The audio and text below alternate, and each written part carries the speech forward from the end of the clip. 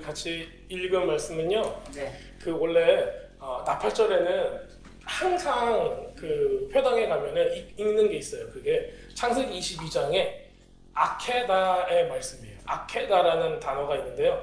그거는 묵다라는 의미를 갖고 있어요. 묵다.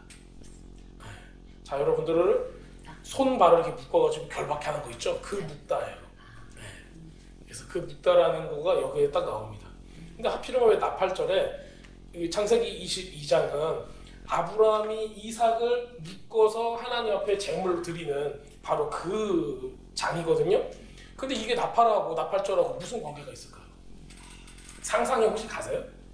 나팔절 때 왜 이삭을 묶어가지고 드리는 아브라함이 등장하고 그거를 이스라엘 사람들은 이거를 고대로부터 계속 읽어왔는가? 이걸 계속 읽어왔어요. 저도 유대인 회당에 제가 공부할 때 가보기도 하고 메시아닉 컨그레게이션, 그러니까 예수님을 믿는 유대인들의 회당도 가보고 다 가봤어요. 이 절길 때 가서 제가 일부러 공부하려고 가보는 거예요. 가서 보면은 왜냐면은 우리 현대 기독교들이 알지 못하는 이 사람들이 해왔던 것들이 있어요. 근데 그거를 이 사람들은 예수님을 모르기 때문에 예수님하고 연결을 못 시키는 거예요. 하지만 저 같은 사람들은 예수님하고 연결될 수 있는 연결고리들을 거기서 막 찾는 거예요. 그러면 우리 현대 기독교에서는 이 7가지의 절기들을 지키지 않잖아요.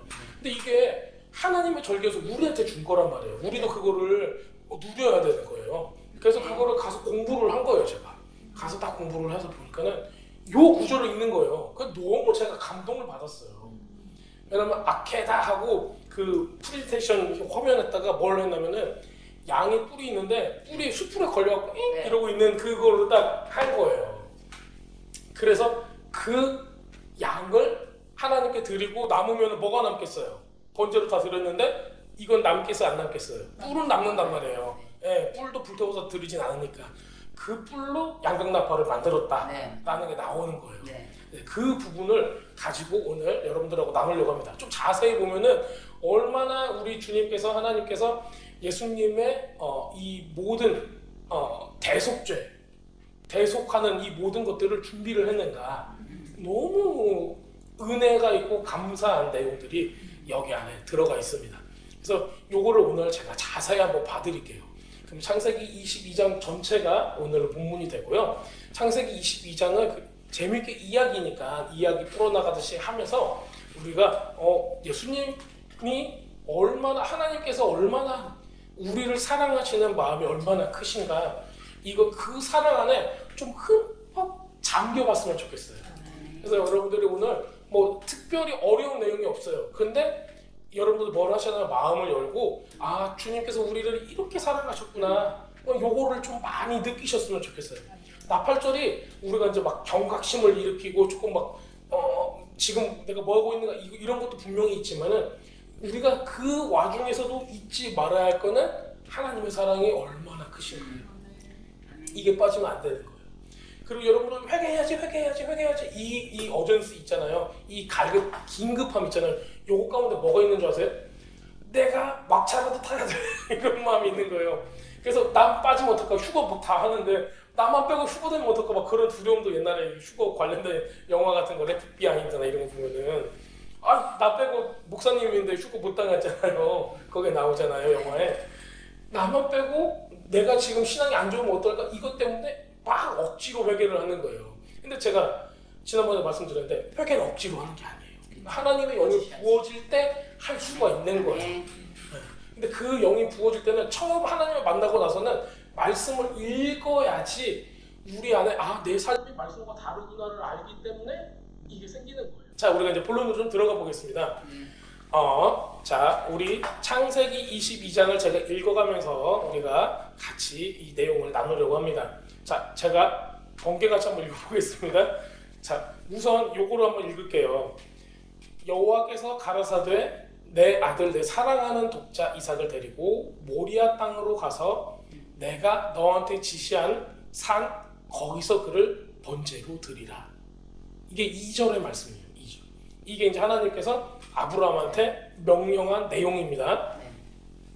자, 그런데 요 한 절을 조금 우리가 자세히 볼게요. 여기서는 내 사랑하는 독자라고 써 있어요. 사랑하는 독자. 히브리어로는 아하브 있죠. 아하바 할 때 사랑이라는 단어예요. 히브리어로.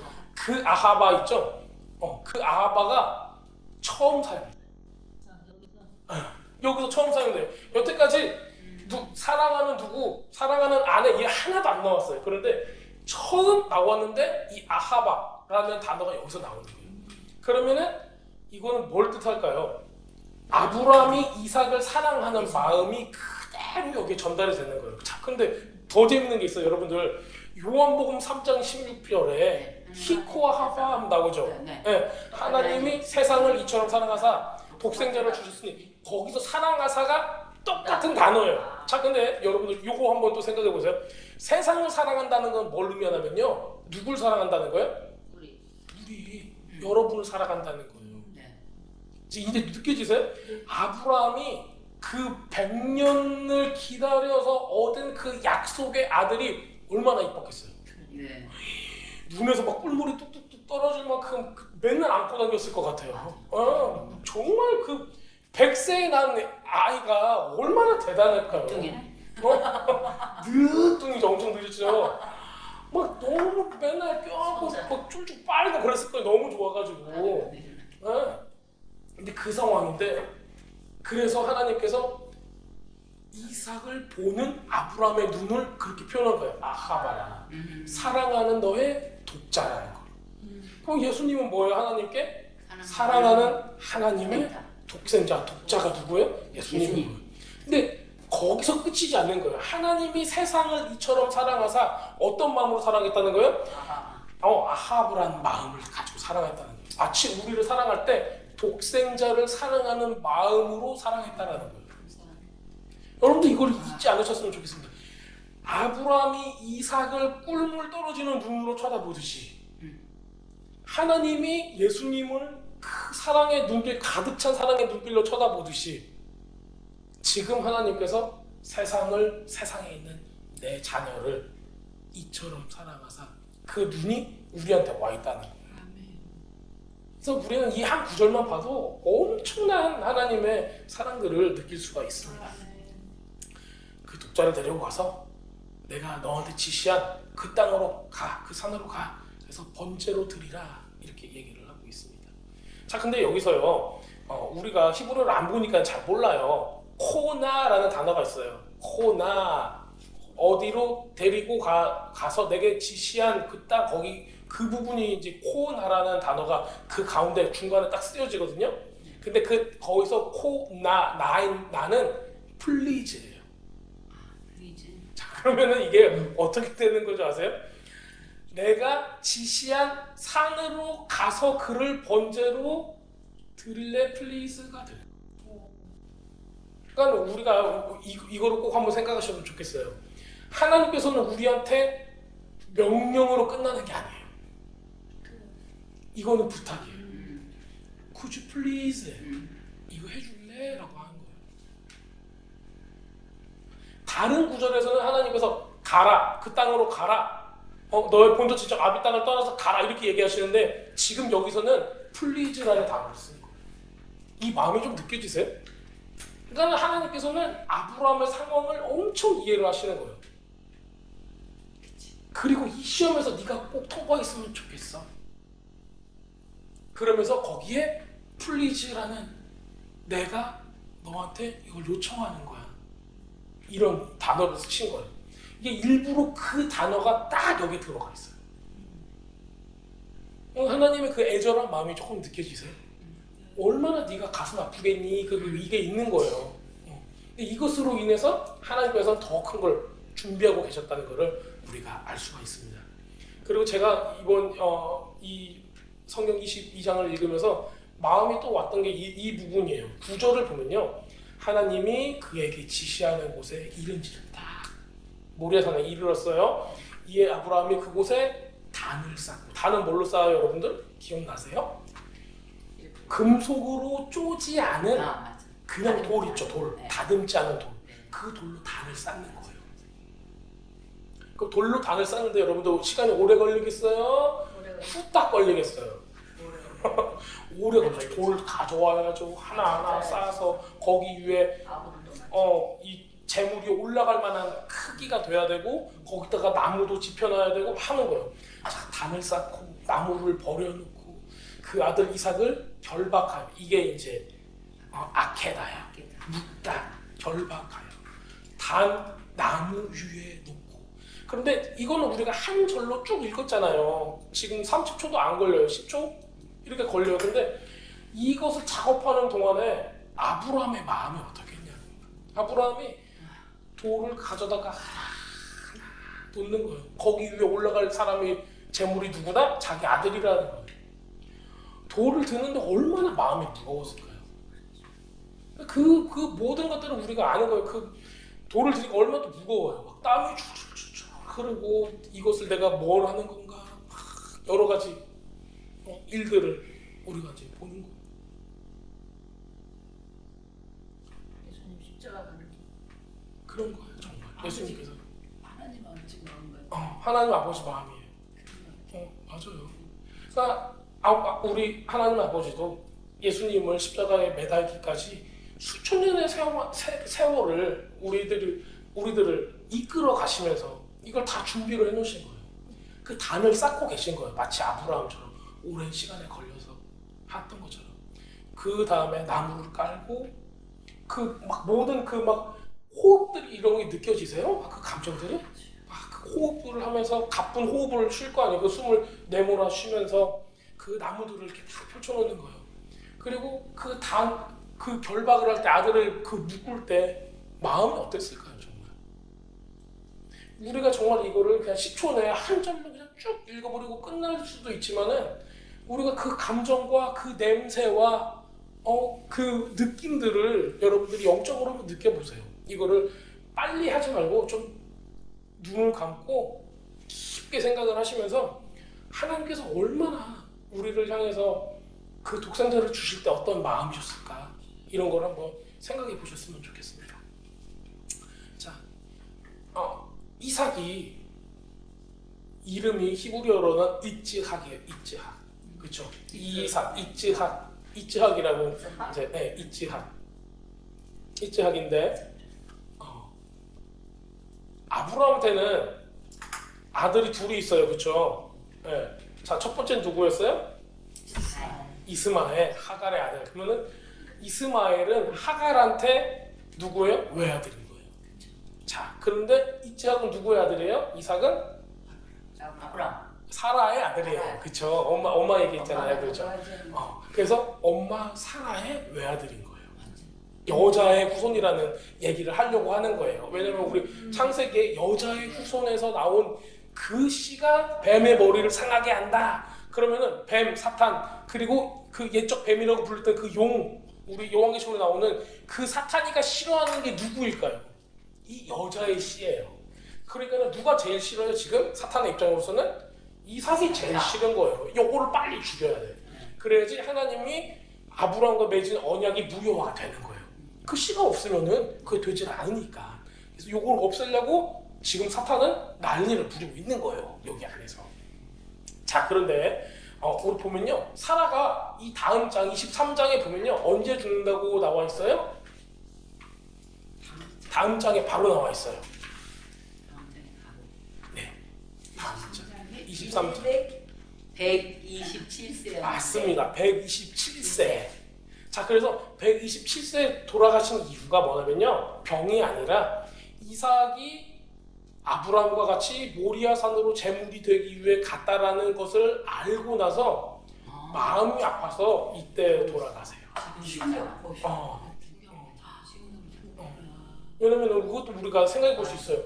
엄마가 90에 낳은 아기가 얼마나 이쁘겠어요.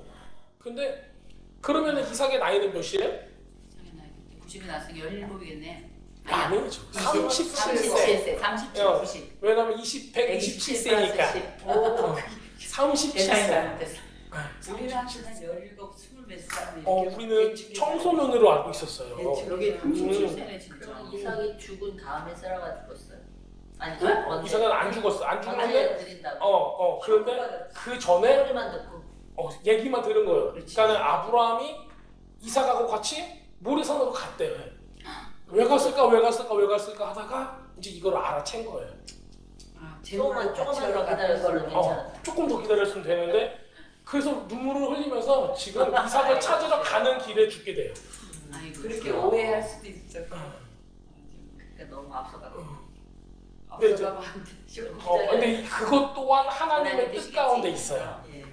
이것 또한 하나님의 뜻 가운데 있는 거예요. 그래서 우리가 성경을 읽으면은 안타깝지만 그것도 하나님께서 맞아. 부르심 가운데 선하게 역사하시고 이삭의 나이는 37이었어요. 37이니까는 힘이 셀까요 안 셀까요? 세요. 세죠. 15, 17이 아니에요. 37이에요. 그러니까 일을 하도 엄청 잘하는 사람이에요. 근데 지금 137세의 할아버지는 누구예요? 아브라함이에요. 그러니까 할아버지가 이렇게 묶어요. 묶어서 손발을 묶고 이제 제물로 해야 되니까는 묶는 이유 뭐예요? 도망가니까. 그렇죠. 짐승도 묶어서 해요. 그렇죠. 근데 왜냐면 죽을 때는 다 두려움을 느끼고 파닥파닥 하다 보면은 칠 수도 있고 그래요. 그러니까 그 미드라시아는 이렇게 설명이 돼 있어요. 아버지 꽉 묶으세요. 왜냐면 내가 이거 반사적으로 이렇게 하다가 아버지를 이렇게 잘못해서 밀쳐낼 수가 있고 아버지 다칠 수가 있으니까는 꽉 묶어달라고 그렇게 요청을 했다는 얘기가 있어요. 자, 그래서 또 뭐가 있냐면요, 여러분들 그 히브리 사람들의 그 제사법은 요래요. 피를 우선 빼요. 맞아. 그 피를 뺀 다음에 이 짐승이 정신을 잃고 나서 한 번에 죽여요. 그런데 이제 우리 옆에 동네 사람들 어떻게 하냐면은 온 몸에다가 칼집을 내가지고 피를 뚜뚜뚜뚜 떨어뜨린 다음에 이걸 자기 몸에 바르고 가장 잔인하고 고통스럽게 죽여요. 누가? 옆 동네 우리 무슬림들. 자, 그 히브리 사람들은 어떻게 하냐면은 그렇게 기절을 시킨 다음에 한 번에 죽이는데 요게 우리 과다출혈하면 사람이 어떻게 돼요? 죽게 되죠. 네. 이런 것처럼 이삭은 죽은 문턱이 딱 있었어요. 그래서 그 고대 문헌에 보면은 이렇게 나와 있어요. 이삭이 누워 있는데 이제 가물가물해지는 거예요. 피를 너무 많이 흘려가지고 가물가물해지면서 와, 나는 이제 죽었구나. 하나님 그래도 감사합니다. 그러고 이제 이 사람이 정신을 잃었다고 하는 글들이 거기 있어요. 자, 그럼 제가 조금 더 한번 보겠습니다. 우리가 이런 일들이 일어났는데 우리가 그러면 이게 무슨 의미가 있는가를 좀 살펴볼게요. 왜 어떤 배경에서 이런 일들이 일어났는가. 그 22장 1절에 보면요, 그 일 후에 하나님이 아브라함을 시험하시려고 그를 부르시되 아브라함아 하시니 그가 이르되 내가 여기 있나이다, 이렇게 얘기하고 있어요. 근데 그 일 후에 하면은 그 일이 뭔가를 우리가 알아야죠. 그렇죠? 그러면요 21장에 보면은 이 일들이 나와요. 이걸 제가 요약해 드릴게요. 21장에는 어떤 일이 있냐면은 이스마엘을 쫓아냅니다. 그 다음에 이스마엘을 쫓아내는 거는 뭘 의미해요? 아브라함이 이스마엘을 사랑했어요. 그렇죠? 네. 그런데 누구의 아들이었어요? 하갈의 아들. 하갈. 그러니까 즉 종의 아들이에요. 그렇지. 사랑하지만은 종의 아들은 나의 유업을 이을 수 있다 없다? 없어. 없으니까는 다른 데로 보내야 되는 거예요. 그래서 내 마음에는 너무 아름답고 너무 귀한 존재지만은 나한테는 그 애가 장자지만 하나님께서는 자유인의 아들을 원했어요. 그래서 얘를 보내는 거예요. 자, 여러분들의 마음속에서도 우리가 신앙생활을 하고 하는 마음에서도 내 마음에 장자가 있을 수가 있어요. 그런데 하나님께서는 그게 종된 나의 장자라는 거예요. 그게 죄와 죄의 종인 나의 어떤 좋은 모습들이 있어요. 그게 나의 장자가 돼요. 그러면요 그거를 통해서는 하나님 나라가 이루어질 수 있어요? 없어요? 없어요. 그러니까는 자유인 내가 죄 사함을 받고 거듭난 후에 삼는 게 장자가 되는 거예요. 과거에 내가 이룩했던 이건 나의 장자고 나의 기업이고 나의 힘이고 내가 사업을 이렇게 했고 이게 문제가 아닌 거예요. 거듭난 후에 여러분이 이룩한 거가 하나님 앞에는 정말 장자가 된다는 얘기입니다. 지금 아브라함은 이걸 통과를 했던 거예요. 자, 그 다음에 브엘사바에 가가지고 아비멜렉하고 언약을 맺습니다. 그래서 법적으로 경계선을 가지고 있고 7개의 우물을 아브라함이 소유하기로 했어요. 그리고 너하고 나는 이 경계선에 넘어오지 말자. 그래서 화평하는 이런 조약을 맺게 됩니다. 자, 요거는 뭘 뜻할까요? 저 블레셋의 아비멜렉은 쉽게 얘기해서 아브라함하고는 달라요. 그러니까 우리가 이 세상을 살아가는데 우리가 믿는 사람으로서 그 다음에 저 사람은 안 믿는 사람으로서 살아가는 경계선이 분명히 있다. 그 얘기를 하고 있는 거예요.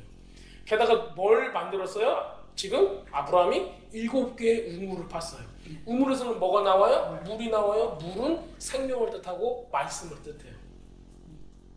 자, 그래서 우리가 삶을 살아가면서 우리는 무엇을 따라 살아간다? 하나님의 말씀을 먹고 그 생명을 먹는 걸로 살아간다. 누구와는 다르게, 세상과는 다르게 이거를 분명히 정체성을 가지고 있다. 이거를 보게 됩니다.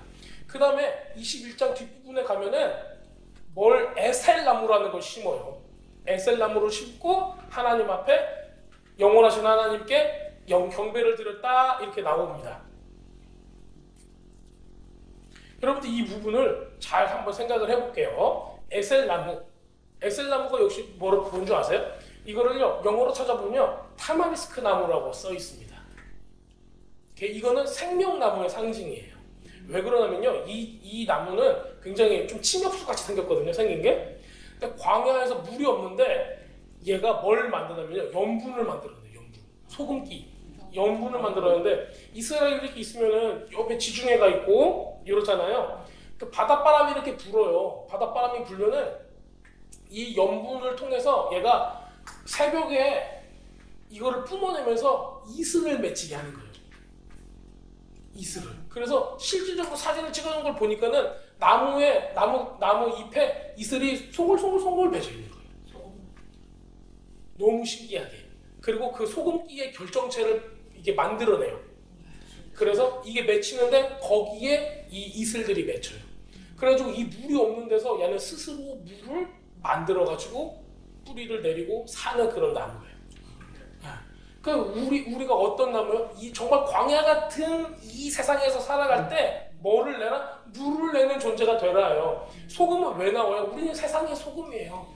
왜냐하면 주님의 말씀대로 행하면서 사람들을 사랑할 때 그것을 보고 주님께서 영광을 받으시는 거예요. 그게 소금의 역할이잖아요. 세상을 썩지 않게 하고 소금의 역할을 감당할 때 하나님께서 우리에게 그 생명을 불어넣어 주시는, 말씀을 통해서 생명을 불어넣어 주시는 이 모습을 창세기 21장에서 딱 그리고 있는 겁니다. 여기까지 봤을 때 너무 좋은 신앙인의 모습이에요. 하나님께서 여기서 끝내지 않으셨어요. 이거를 다 이룩하니까 하나님께서 이제 아브라함이 이거를 할 수 있겠다 한 거예요. 독생자를 드리는 시험인 거예요. 이거 굉장히 큰 의미를 가지고 있어요. 원수가 좋아하겠어요? 싫어하겠어요? 싫어하기. 너무 싫어하는 거예요. 창세기 3장 15절에는 이렇게 되어 있습니다. 내가 너로 여자와 원수가 되게 하고 너의 후손도 여자의 후손과 원수가 되게 하리니 여자의 후손은 내 머리를 상하게 할 것이요 너는 그의 발꿈치를 상하게 할 것이니라. 이렇게 기록되어 있습니다. 여자의 후손, 종의 후손이 아니라 자유인 여자의 후손을 얘기하고 있는 거예요. 자, 아브라함이 어떤 삶을 살았는가 우리가 잠깐 한번 생각을 해볼까요? 아브라함이 얼마나 대단한 사람인가 한번, 지금 137세지만 과거에 어떤 일을 했는가 보겠습니다. 아브라함은 아버지 데라 있죠? 데라가 우상 만들었던 제사장이잖아요. 우상을 부시고 또 하나님께서 레카 내가 가라고 한 땅으로 가라 할 때 쫙 나옵니다.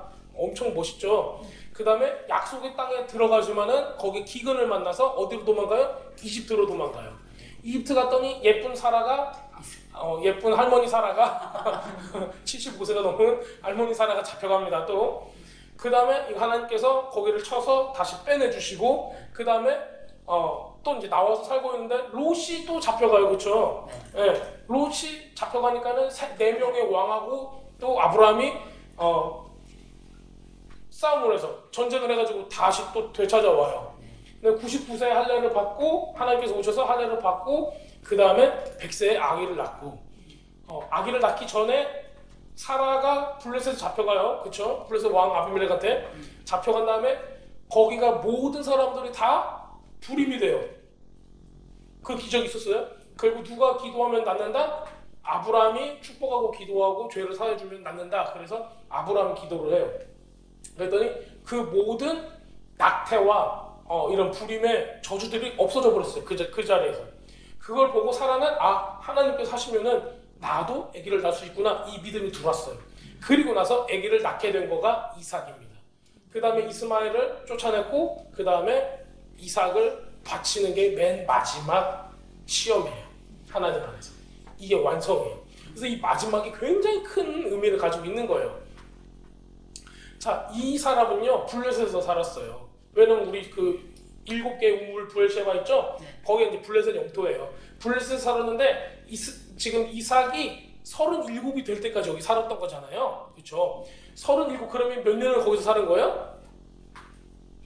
37년 사는 거예요. 30년 넘게 지금 이방인으로서 자기 아들하고 그 땅에서 살았다는 겁니다.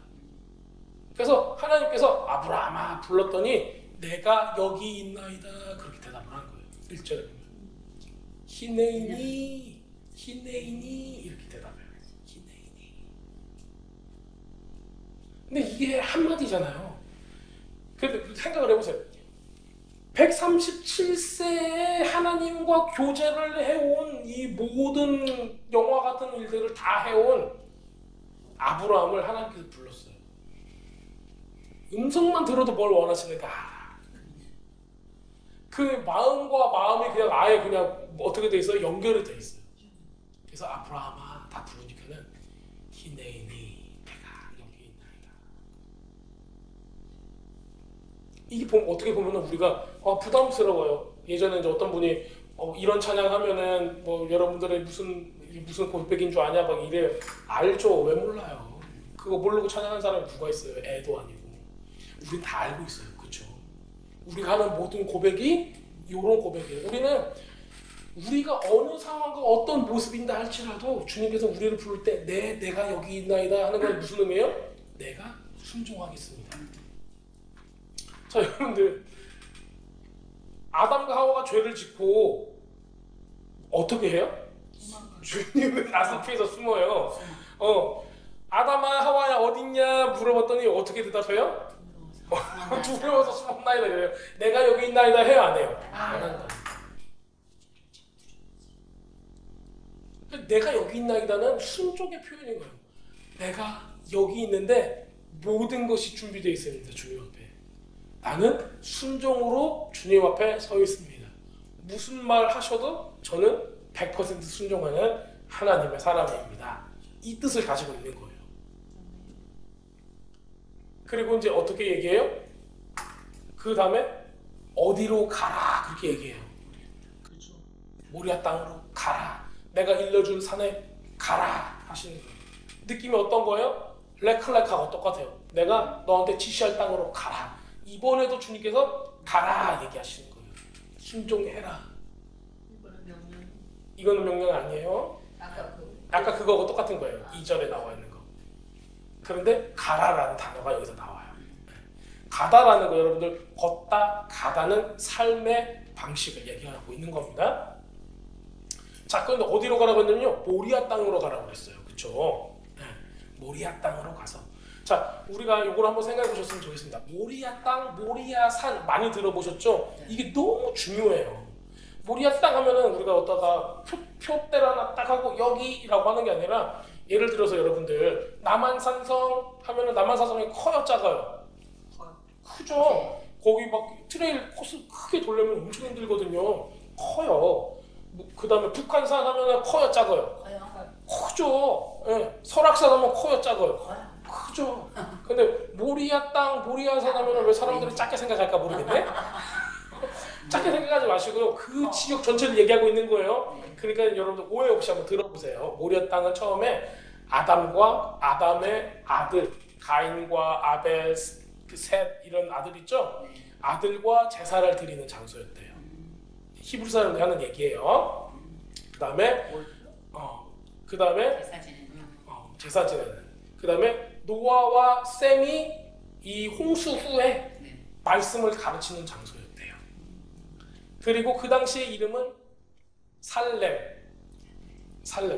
왕 멜기ጼ덱 나오죠? 그 살렘이었대요. 모리아가. 그 다음에 여기에 히브리어 이름은 샬라임. 예루살렘 할 때 그 샬라임. 그게 우리가 번역하면 살렘이에요. 살렘. 네. 그리고 이제 우리가 여기 보면요. 여호와 이레 나오죠. 여호와 이레 하나님께서 준비하셨다 그러잖아요. 그게 이레가 뭐냐면요. 이레가 이레 샬라임 하면 뭐 같아요? 이레 샬라임. 예루살렘. 예루살렘이 바로 이레 샬라임에서 나온 거예요. 네. 그 다음에 또 이 땅에서 어떤 일이 일어났어요? 예수님께서 십자가에서 죽으신 곳이 바로 여기예요. 네. 그 다음에 여기가 성전산, 성전. 네. 성전이 세워진 곳이고요. 그 다음에 또 뭐가 있을까요? 예수님께서 오시기도 하죠. 또 중간에 하나 빼먹은 사람이 있어요.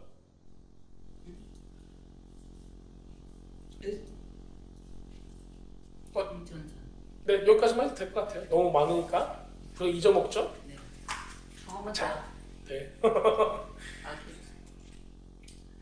자, 그래서 우리가 이걸 한번 보셔야 돼요. 번제로 드려라 라는 단어가 나와요. 그렇죠? 네. 2절 끝에 보면 번제로 드려라. 번제는 싹 태워서 드리는 거예요. 근데 번제 히브리어가 뭐라고 그랬죠? 번제 우리 공부할 때 올라라고 했어. 올라가다 올라. 그래서 이 단어는 죽여서 번제로 드리라는 말도 되지만은 그 산에 올라가게 하라. 여호와의 산에 오를 자가 누군가 하잖아요. 네. 거기서 나온 올라예요. 자, 그래서 온전한 번제물로 하나님께 산제사로 드리는 것도 뭐예요? 올라예요. 자, 여러분들이 하나님 앞에 죄를 제물로 드려라, 번제로 드려라 했으면은 우리가 첫 번째는 아주 이렇게 생각할 수 있어요. 죽여서 태워야 되는 걸 생각할 수도 있고, 그 다음에는 사도 바울이 이야기한 것처럼 삶을 산 제사로 온전히 주님 앞에 드리는 거, 이것도 번제로 볼 수가 있어요. 그래서 영적으로는 이 번제를 어떻게 봐야 돼요? 정말 아브라함이 이삭을 죽이듯이 피를 싹 빼고 단칼을 죽이려는 게 아니라 우리를 하나님 앞에 번제로 산 제사로 드려라 라는 걸로 여러분들은 받아들이셔야 되는 거예요. 만약 여러분들 자녀가 있어요? 하나님께서 원하시니까 번제로 드려야지 하고 아프게 하시면 안 돼요. 몸은 아프게 하시면 안 되고, 정말 그 아이가 온전히 주님 앞에 올라가게, 하나님의 산에 올라갈 수 있는 그런 사람이 될 수 있도록 여러분들이 기도와 모든 후원을 아끼지 않는 거 있죠? 그게 이 방법입니다. 자, 이때는 어떤 배경이 있었냐면요, 이 이방인 지역에 살고 있잖아요. 블레셋. 누굴 섬겼어요? 이 사람들은? 가나안 땅의 사람들은 뭘 섬겼어요? 그렇죠, 우상을 섬겼어요. 예, 맞아요. 바알과 아스테라, 또 몰렉이라는 신을 혹시 들어봤어요? 네. 몰렉은 뭘 좋아해요? 자녀를 인신제사로 드려지는 거였어요. 그래서 이게 너무 많이 문화적으로 돼 있는 거예요. 그래서 몰렉은 자녀를 바치는 그런 문화인데, 그런 우상 숭배가 이 동네 가운데 있었던 거예요. 그럼 아브라함도 거기서 37년을 살았잖아요. 그러면은 여기가 하나님께서 이삭을 바쳐라 했으면은 당연하게 이게 좀 이상한데 이게 생각이 들었을 거란 말이에요. 근데 왜 하나님께서는 몰렉을 싫어하시는데, 인신제사를 싫어하는데 왜 나한테 이거를 요구하실까? 하나님은 생명의 근원인데 왜 요구하실까? 그러면 여러분들 하나님께, 그 아브라함처럼 하나님하고 친한 사람들은 하나님께 얘기할 수 있을 것 같아요? 없을 것 같아요? 있을 것 같지 않으세요? 네. 하나님, 제가 잘 모르겠어요. 무엇 때문에 이거를 하라고 하죠? 그런데 재밌는 게 뭐냐면요, 아무 말도 안 해요. 내 시내이 있잖아요. 아까 내가 여기 있나이다 하고 그 뒤로 하나님께 얘기한 게 하나도 없어요. 끝에 여호와의 사자가 와서 그만해라 할 때 있죠? 이 전까지는 하나님하고 한 번 얘기를 안 해요. 아브라함이. 뭐가 없다? 반문이 없어요. 해라? 네. 끝인 거예요. 우리는 해라? 진짜요? 해라? 아닐 것 같은데요. 해라? 어쩌잖아요. 아니, 그게 뭐 말이 돼요? 말이 안 되잖아요. 하죠, 그쵸? 줬다 뺐었다 하는 거예요. 안 돼요. 너무 많은, 우리는 말이 많단 말이에요. 말이 너무 많아요. 하나님께서 하라고 했을 때 순종이 아니라 반문을 해요. 그게 합리적입니까? 라고. 우리 너무 똑똑한 거죠. 근데 우리보다 더 크신 주님께서는 우리를 사랑하기 때문에 모든 걸 해놨는데도 우리는 막 퀘스천 마크를 뽕뽕뽕뽕 날리는 거예요. 왜 하라 그래? 왜? 그러는 모습들이 우리 가운데 있어요. 순종하기가 어려워요, 정말. 그런데 여러분들 이런 게 좀 있습니다. 작은 거를 주님께서 하라고 할 때 그거를 성공해 보세요. 그러면 우리가 얼마큼 한 거예요? 성공한 거예요. 그 다음에 또 작은 거를 물어보실 때 우리 또 아무 말도 하지 않고 순종하세요. 그러면 2번 성공한 거예요. 이게 쌓이잖아요. 작은 성공들이 쌓이잖아요. 점점 이게 커지는 거예요. 그래서 결국에는 아브라함 같은 순종을 할 수가 있게 되는 거예요. 그래서 작은 거에 순종하는 사람은 이미 큰 거를 성공한 겁니다. 계속적으로 나가시면 되는 거예요. 자, 또 재밌는 게 있어요. 저거 부엘셰바에서 이제 나오잖아요. 근데 뭘 가지고 나와요? 뭐를 지고 나와요? 나무를 쪼개어가지고 3절 볼게요. 아침에 일찍 일어나서 나귀의 안장을 지우고 두 종과 그의 아들 이삭을 데리고 번제했을 나무를 쪼개어가지고 하나님이 자기의 일러주신 곳으로 가더니 나무를 쪼개갔대요. 자, 여러분도 한번 생각을 해보세요. 어떤 나무를 쪼개갔을까요? 태울나무 맞아요. 태울나무인데 이때 여러분들 혹시 많은 나무 중에서 기억나는 나무가 있으세요? 사막에 있는 거. 저는 사막에 그 아브라함이 이 나무 밑에서 그늘 밑에서 앉아가지고 공부했던 거 혹시 기억나세요? 네, 기억나요. 네, 그 나무. 그게 이제 테레반 나무라고 해서 상수리 나무. 네, 상수리 나무. 맞아. 그 상수리 나무를 베었을 거라고 생각을 해요. 자, 생각을 해보세요. 왜냐면요, 그 밑에서 공부를 해서의 말씀을 그러면 그 나무를 베어가면은 계속 어떤 느낌이 있을까요?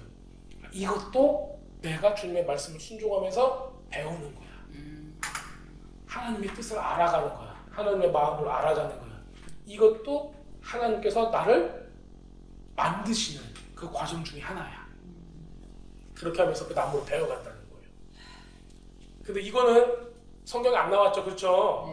네, 상수리 나무 이거는 참고만 하세요. 분명히 그랬을 가능성이 높다라는 거예요. 아브라함의 마음을 보세요. 그냥 아무 나무나 이렇게 가져가겠어요? 이때 당시에 재물을 태우는 나무도 코셔로 지정된 나무만 태웠어요. 그래서 이런 것들을 우리가 생각을 할 수가 있습니다.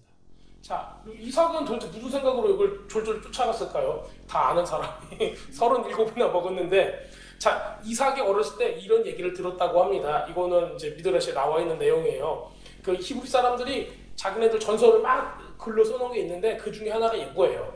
이스마엘이 와가지고 이삭한테 야, 형은 13살 때 할례를 받았어. 넌 아기 때 아무 정신없을 때 할례를 받았지? 그건 할례도 아니야. 이렇게 얘기를 한 거예요. 그런데 13살 먹었을 때 자기는 받았을 때 죽을 뻔했다는 거예요. 여러분 생각해보세요. 옛날에는 마취 주사도 없고 생살을 갖다가 그냥 확 해가지고 오이 고추가 끊어질 뻔해서 거의 이런 수준이잖아요. 나 죽을 뻔했다고. 지금 이거 가지고 이제 오두방정을 떠는 거예요. 가서 이삭한테. 이삭이 이렇게 한 거예요. 그 쓸모없는 살덩이를 좀 잘라서 하나님께 드린 게 그게 무엇이냐. 그러면서 자기가 이렇게 얘기를 했대요. 나는 내 몸도 하나님께 드릴 수 있다. 내 몸 전체를. 이게 그 고백을 했다고 해요. 그게 이제 문헌에 써 있어요. 근데 이제 그거를 누가 들었을까? 하나님도 듣고 원수도 듣는 거예요. 자, 그러면은 원수의 경우에는 와, 제가 드릴 수 있대. 이거를 가지고 시험을 해야지. 그래서 넘어뜨려야지. 이 생각을 분명히 원수는 했을 거예요. 근데 하나님은 이거를 뭘로 받아요? 신앙 고백으로 부르는 거예요. 와, 이삭 너무 좋다. 네가 나를 사랑하기 때문에 이런 것도 하겠다는 고백을 하고 너무 좋다 이렇게 얘기를 했어요. 그러니까는 사탄이가 우리 욥기에서도 보면은 그 천상회에 딱 가가지고 욥이 저래서 얘를 한번 넘어뜨려 보세요. 그러면은 하나님을 저주할 겁니다. 이렇게 얘기하잖아요. 이렇듯이 이 고대 사회에서는 그렇게 한다고 생각을 했어요. 그래서 막 가는 거예요, 사탄이가. 막 가서 하나님께 아까 그 얘기 들으셨어요? 한번 해보시죠. 그 말이 진짜인가? 하나님하고 거짓말했으면 그것도 죄예요. 이제 이러면서 얘기를 했겠죠. 그리고 나서 이제 이 일이 일어나게 되는 걸로 히브리 사람들은 생각을 하고 있습니다. 그럼 사탄이가 이렇게 했더니 진짜 아브라함은 어떻게 했어요? 내가 여기 있나이다. 이야기를 듣고 가자 하고 안장을 채우고 나무를 가지고 가는 거예요. 사탄이가 봤을 때는 여러분 사탄이라면 어떻게 하고 싶으세요? 모리아산으로 가게 하고 싶으세요? 못 가게 하고 싶으세요? 못 가게 하고 싶으시죠. 그러니까 이걸 못 가게 하려고 여러 가지 모습으로 나타나서 못 가게 하려고 방해를 많이 했대요. 그 다음에 그 맨 마지막에 거가 뭐냐면은 엄마한테 잃는 거예요. 사라한테 잃는 거예요. 거기 가는 게 무슨 뜻인 줄 아냐? 이렇게 물어보는 거예요. 그래서 이제 사라가 그 생각까지 하게 된 그런 모습을 가지고 있습니다. 자, 4절을 읽어볼까요? 제3일에 아브라함이 눈을 들어 그곳을 멀리 바라본지라.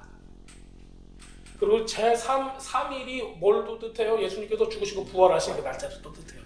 그러니까 이 사람은 3일 동안에 아들하고 아브라함이 걸으면서 뭘 생각을 했을까요? 그냥 죽은 가운데 있는 거예요. 왜냐면 너무 힘들잖아.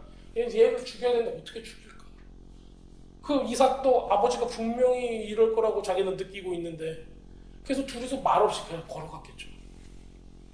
죽은 것 같은 시간. 그 시간을 통과를 하는 겁니다.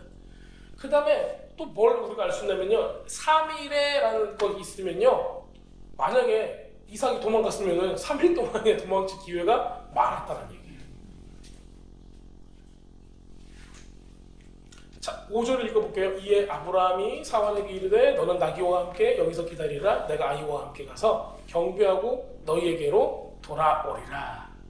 어떻게 한대요? 우리가 너에게로 돌아오리라. 그렇게 얘기를 했어요. 누가? 우리가 이렇게 돼 있어요. 뭘 의미해요? 이거는 부활의 신앙이 있다는 걸 의미해요. 어느 정도까지 했냐면요. 우리는 지금 딱 이 일을 알고 있잖아요. 이 일을 알고 있으니까는 와 하나님께서 양을 준비하셨어. 이 정도는 할 수 있지. 그런데 이 사람의 신앙은 어느 정도까지인 줄 아세요? 어느 정도까지 생각을 했냐면 우리가 돌아오리라 했을 때는 내 아들 이삭이 죽어서 아예 죄가 됐다. 번제드렸으니까 죄가 될 거 아니에요. 잿더미가 돼도 하나님께서 거기서 살리실 것이라는 것을 믿고 있었다라는 거예요. 그런 믿음이 있어요. 여러분도 저는 보통 그런 믿음까지 못 가는 것 같아요. 만약에 죽은 거 살리는 것까지도 할 수 있을 것 같아요. 죽은 거를 야 죽었어 하나님 살려주세요. 그래 하나님 살려주셨어. 그것이 괜찮아요. 그런데 불로 다 태워가지고 다 들여버렸어요. 죄만 남았는데 거기서도 살려주신다는 거예요. 그것까지도 지금 아브라함을 믿고 있었다. 그렇게 그 믿음을 보이고 있습니다. 자, 우리가 조금 더 보겠습니다. 히브리서 11장 17절에서 19절 이렇게 나와 있어요. 아브라함은 시험을 받을 때 믿음으로 이삭을 드렸으니 저는 약속을 받은 자로되 그 독생자를 드렸느니라. 자, 그 언약을 기억했다라는 거예요. 자, 저에게 이미 말씀하시기를 내 자손이라 칭할 자는 이삭으로 말미암이라 하셨으니 이미 약속으로 했잖아요. 이삭 빼고는 안 돼. 그렇게 이미 얘기를 했어요. 하나님께서. 그러면 하나님께서 만약에 이삭을 번제로 드린다 할지라도 살리시는 분은 누구예요? 하나님인 거예요. 그러니까 지금 두려워요, 안 두려워요? 아브라함은 하나님을 진짜 믿었기 때문에 이삭이 죽어도 이삭이 살아날 거야. 이거를 철석같이 믿고 있는 거예요. 지금 여러분들 우리 상상으로는 우리 상식으로는 이걸 이해할 수 없는 부분이에요. 얼마나 그 믿음은 어디서 나와요? 관계에서 나오는 거예요. 내가 누구하고 이 얘기를 하고 밥을 같이 먹고 저 사람은 이런 사람이야. 저 사람은 바뀌지 않아. 이게 딱 있잖아요. 그러면은 저 사람이 안 봐도 비디오라고 그러죠. 저 사람이 하는 행동. 안 봐도 비디오야. 우리 애들 보고 그런 거 좀 느끼지 않으세요? 아이들 딱 보면 야 분명히 저거 안 했을 거야. 해요 안 해요? 안 한다고요. 엄마를 위해서 저걸 했을까? 안 해요. 봐도 안 했어. 그거 똑같은 거예요. 하나님도 약속을 한 거는 항상 지켜왔어. 137년 동안 5만 가지 정말 많은 것들을 체험을 했는데 아브라함이 하나님은 항상 지켰고 하나님은 그 약속을 기적을 통해서도 지켜버리거든요. 아브라함이 보고 느꼈던 게 다 뭘까요? 한 나라 전체가 불임이 되어버렸어요. 모든 자식을 낳는 짐승부터 사람까지 다 그때 태가 닫혀버렸다고 나와 있어요, 성경에. 근데 기도 한 번 했더니 그게 다 열려버렸어요. 이걸 눈으로 본 사람이에요. 그러니까 생명을 잡고 있는 사람, 펴주는 사람, 이 길을 잡을 수 있는 사람, 이거를 다시 생명을 불어넣을 수 있는 사람이 누구인가 아는 거예요. 그런데 그분이 잿더미가 된 자기 아들을 살릴 수 있을 거다, 없을 거다, 이거 하나 모를까요? 이거를 알았던 거예요. 그 믿음도 하나님께서 주신 거예요. 그렇죠. 하나님께서 그 믿음을 성장시킨 거예요. 다 그렇습니다. 자, 우리도 주님께서 성장시키는 거예요. 자, 그런데 뭐가 필요해요? 순종이 필요해요. 순종을 해서 와 하나님을 경험한 만큼 우리는 성장을 하는 거예요. 근데 순종 안 하잖아요. 그걸 경험을 못 해요. 그러니까 우리 신앙이 성장을 못 하는 거예요. 거기에.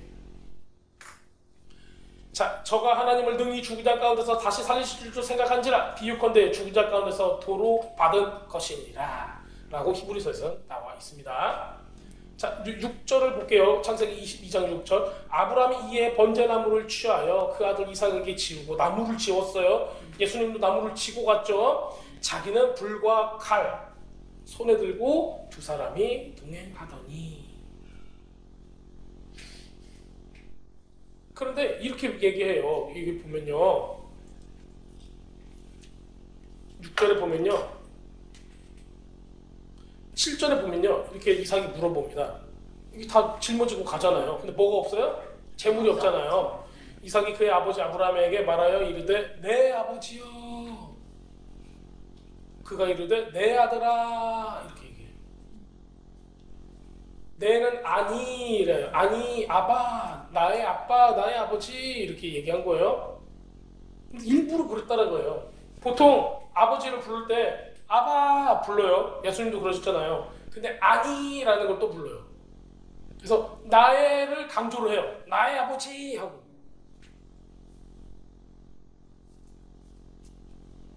이게 누구의 마음? 이삭의 마음이에요. 확인하는 거예요. 아버지 내 아버지 맞죠? 아버지 내 아버지 맞죠? 아버지 말 좀 해보세요. 지금 재물이 없고 가는데 내 아버지 얘기를 한 거예요. 아버지 맞죠? 확인을 하는 거예요. 걱정 마. 걱정 마. 내 아들아 걱정 마. 번제할 양은 어디 있습니까? 걱정 마 내 아들아. 이렇게 수준.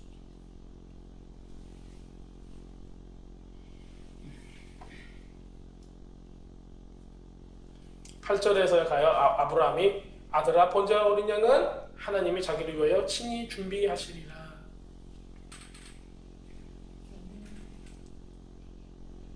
근데 이삭이 이제 막 두려움에 떨었으면 어떻게 느꼈을까요? 그게 저예요? 그게 저예요? 이제 되는 거죠. 자, 하나님이 그에게 지시한 곳으로 이른지라 이에 아브라함은 그곳에 단을 쌓고 나무를 버려놓고 그 아들 이삭을 결박하여 단 위에 놓고. 아까 말씀드린 대로 결박을 더 세게 해달라고 해요. 그래서 아케다라는 단어가 여기서 나와요.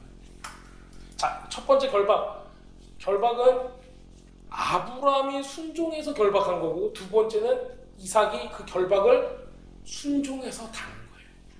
그럼 누구의 믿음과 누구의 순종이 같이 있는 거예요? 이 두 사람, 아브라함과 이삭의 믿음과 순종이 거기 안에 들어가 있는 겁니다. 여기 주인공이 여러분들이 생각할 때는 아브라함만이라고 생각하시면 안 돼요. 이삭도 거기에 굉장히 큰 주인공입니다. 50. 이삭은 피가 싹 빠져서 기절을 했어요.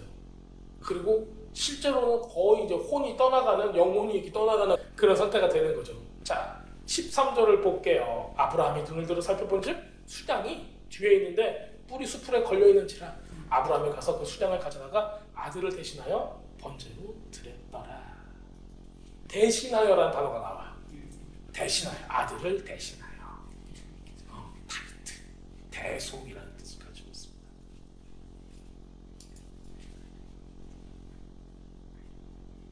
14절 볼게요. 아브라함이 그 땅의 이름을 여호와 이레라고 하였으므로 오늘날까지 사람들이 이르기를 여호와의 산에서 뭐하리라? 준비되리라 하였더라.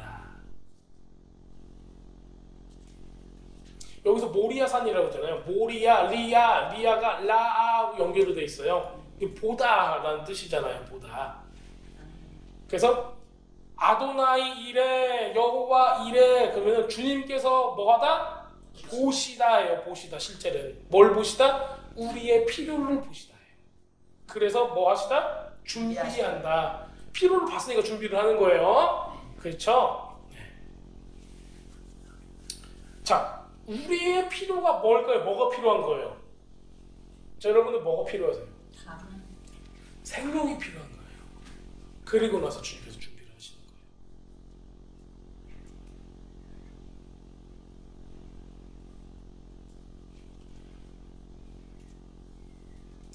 거예요. 야곱의 사다리, 성전, 십자가 처형, 부활했던 곳 다 이제 이곳이 배경이라고 합니다.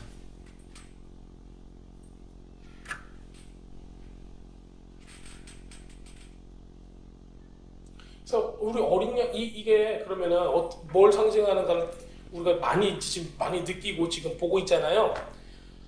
하나님 입장으로서는 이 시험을 통해서 원수한테 뭐라고 얘기를 할 수 있을까요? 통과를 했어요. 원수한테 뭐라고 얘기할 수 있을까요? 야, 봐봐. 아브라함은 독생자를 아끼지 않고 나에게 그 사랑하는 아들을 줄 정도로 그 믿음이 탄탄해. 나는 이에 대해서 아브라함의 후손에게 그거를 똑같이 할 거야. 그렇기 때문에 우리한테 누구를 주셨어요? 예수님을 줄 수 있는 근거가 되는 거예요. 자, 이게 왜 이게 중요하냐면요. 사탄의 입장으로서는 왜 예수님을 죽게 해서 사람들을 구원하십니까? 이거는 하나님의 법에 맞지 않습니다. 이렇게 얘기할 수가 있어요. 그런데 하나님께서는 그거에 대해서 뭐라고 대답하시냐면 아브라함을 보라. 그가 나를 위하여 자기 독생자를 아끼지 않았다. 나도 아브라함의 후손을 위해서 내 독생자를 아끼지 않겠다. 이렇게 하는 거예요. 그러면 예수님께서 이 땅 가운데 오셔서 이 모든 죄의 문제를 해결하시고 대속하는 이런 것들이 굉장히 하나님 안에서 합법적으로 이루어지는 거예요. 그 누구도 왜냐면은 성경에서는 그 재판과 이런 법적인 소송이나 이런 문제들로 굉장히 많은 부분이 나와요. 근데 이 부분들을 다 히브리 사람들은 알고 있었다는 겁니다. 16절 아까 이제 읽은 거 보면요. 이르되 여호와께서 이르시기를 내가 나를 가르쳐 맹세하노니 누굴 가르쳐요? 나 스스로 하나님을 가르쳐 맹세하노니 스스로를 가지고 맹세하는 거예요. 자, 네가 이같이 행하여 네 아들 네 독자도 아끼지 아니하였은즉 내가 너한테 큰 복을 주고 네 씨가 크게 번성하여 하늘의 별과 같고 바다의 모래와 같게 하리니 네 씨가 그 대적의 성문을 차지하리라. 이렇게 얘기해요. 네 씨로 말미암아 천하 만민이 복을 받으리니 이는 네가 나의 말을 준행하였음이니라. 이게 뭐예요? 예언인 거예요. 하나님께서. 근데 마지막에 있는 네 씨 있죠? 이게 누구예요? 예수님인 거예요. 자, 이것도 되게 재밌어요. 아브라함이 이삭을 드려요. 그런데 믿음으로 드렸기 때문에 양이 대신 죽어요. 그리고 그 양의 뿔로 뭘 받았어요? 쇼파를 받은 거예요. 자, 그런데 그 후손, 그러니까는 아브라함이 있으면 아브라함의 자식은 아브라함 같고 쭉 내려가요. 그 후손 중에 누가 있는 거예요? 예수님이 있는 거예요. 연결이 돼 있어요. 저는 다른 사람이 아니라 그 아브라함에서 나오는 아브라함의 씨인 거예요. 순종하는 사람의 씨가 또 순종을 하는 거예요. 그러니까 아브라함은, 예수님은 또 다른 아브라함의 모습인 거예요. 또 보면은 그 믿음과 신앙이 우리한테 오면요, 우리가 저는 믿음이 없어요. 저는 할 수 없어요. 저는 죽어도 못해요. 이렇게 할 수 있을 것 같으세요? 그런데 뭐가 있어요? 우리가 아브라함의 자손이 믿음 안에서 됐기 때문에 예수님이 아브라함의 씨여서 이 모든 것들을 감당했던 것처럼 우리도 감당할 수 있는 근거가 되는 거예요.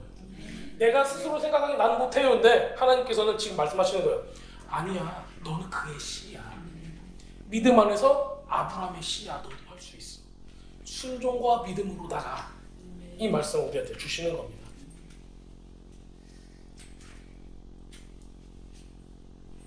자, 19절입니다. 부엘세바로 이르러 거기서 거주했다 이렇게 나와요. 근데 이 뒷부분에 가면은 이게 왜 나왔지? 이런 게 있어요. 뭔가 있는가 볼게요. 20절에 보면요. 어떤 사람이 아브라함한테 알려주는 거예요. 밀카가 당신의 형제 나홀에게서 자녀를 낳았습니다. 그렇게 얘기를 해요. 그랬더니 23절에 나홀의 아내 밀카의 소생이며 부투엘은 리브가를 낳고 이렇게 돼 있어요. 뭘 소개해요 지금? 리브가를 소개하는 거예요. 이삭의 신부를 소개하는 걸로 22장이 끝나는 거예요. 이렇게 순종하는 사람은 바로 예수님이죠. 예수님의 예표잖아요. 이삭이 예수님인 거예요. 근데 지금 이거를 어떻게 마무리 짓냐? 신부를 소개함으로 마무리 짓는 거예요. 그래서 나팔절이. 나팔절에 여러분들 우리가 나팔절에 이걸 왜 읽냐? 첫째, 순종, 믿음, 그 모든 것을 보여주는 거가 이 쇼파라는 겁니다. 사탄이는 우리를 어떻게 하려고 했어요? 하나님의 뜻을 이루지 못하려고 열심히 노력을 했어요. 막 속이기도 하고 그랬는데 결국에는 이 모든 것을 다 통과를 했어요. 사탄의 모든 계획이 수포가 됐어요.